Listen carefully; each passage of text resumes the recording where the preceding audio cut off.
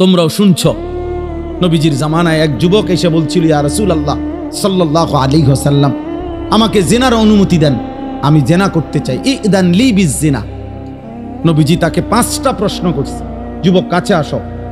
নবীজি বলছে, তুমি কি চাও তোমার স্ত্রীর সাথে কেউ এই কাজটি করুক? সে বলছে না। বলছে, তুমি কি চাও তোমার বোনের সাথে কেউ এই কাজটি করুক?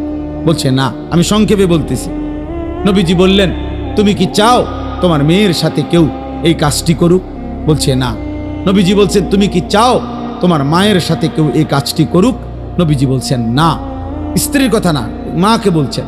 এরপরে নবীজি বলছে, তুমি কি চাও তোমার ফুফুর সাথে এই কাজটি কেউ করুক? যুবক বলছে না। নবীজি বলছে, তুমি কি চাও তোমার খালার সাথে কেউ এই জিনা করুক? যুবক বলছে, লা ওয়াল্লাহি জালানি আল্লাহু ফিদাআকা। হে আল্লাহর নবী, না, আমি চাই প্রয়োজনে আপনার কথা শুনে আমি আমার জীবন দিয়ে দেব, কিন্তু আমার পরিবারের এই আপনজনদের সাথে কেউ জিনা করুক আমি এটা মেনে নিতে পারি না। আল্লাহর নবী সাল্লাল্লাহু আলাইহি সাল্লাম বলেন, ওয়ালাল্লাযীনা ওয়ালান নাসু ইউহিব্বুনাহু লিবানাতিহিম লিআম্মাতিহিম লিখালাতিহিম লিউম্মাহাতিহিম লিআখাওয়াতিহিম। আল্লাহর নবী বলেন, তাহলে যুবক শুনো, কোন মানুষও তার বোনের সাথে কেউ জিনা করুক এটা চায় না। কোন মানুষও তার খালার সাথে কেউ জিনা করুক এটা চায় না। কোন মানুষও তার ফুফির সাথে কেউ জিনা করুক এটা চায় না।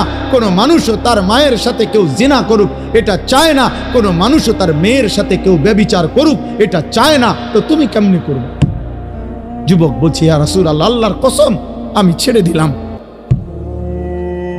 ছেড়ে দিলাম নবী। আহা, এই কথা তো আমি ভাবি নাই এভাবে। আল্লাহর নবী সাল্লাল্লাহু আলাইহি সাল্লাম বলছে, যুবক তুমি আমার কাছে আসো। তো ছেলেটা কাছে আসছে। নবী সাল্লাল্লাহু আলাইহি সাল্লাম তার বুকের মধ্যে হাত মুবারক রেখে বলছে, 3টা দোয়া করে দিছে এই ছেলেকে। আল্লাহুম্মা গফির যামবাহু, আল্লাহ তার গুনাহগুলো মাফ করে দেন। ওয়া তাহহির কলবাহু, তার অন্তরটা পবিত্র করে দেন। ওয়া হাসসিন ফারজাহু, আল্লাহ তার লজ্জাস্থানটাকেও পবিত্র রাখেন। সাহাবারা বর্ণনা করছে, এই যুবক এরপরে মৃত্যু পর্যন্ত আর কোনোদিন 1 সেকেন্ডের জন্য ফালাম ইয়ালতাফিত ইলা শাইইন, সে আর কোনোদিন কোনো ভিন নারীর দিকে তাকায়।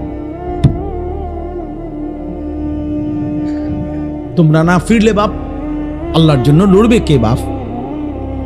গাজার মানুষের জন্য কে কাঁদবে? ফিলিস্তিনের হামলা শেষ হলে ইসরায়েল থেমে যাবে? কথা বলে না। ফিলিস্তিনের মুসলমান নিশ্চিহ্ন হয়ে গেলে ইহুদিরা থেমে যাবে তো? আমেরিকা থেমে যাবে তো?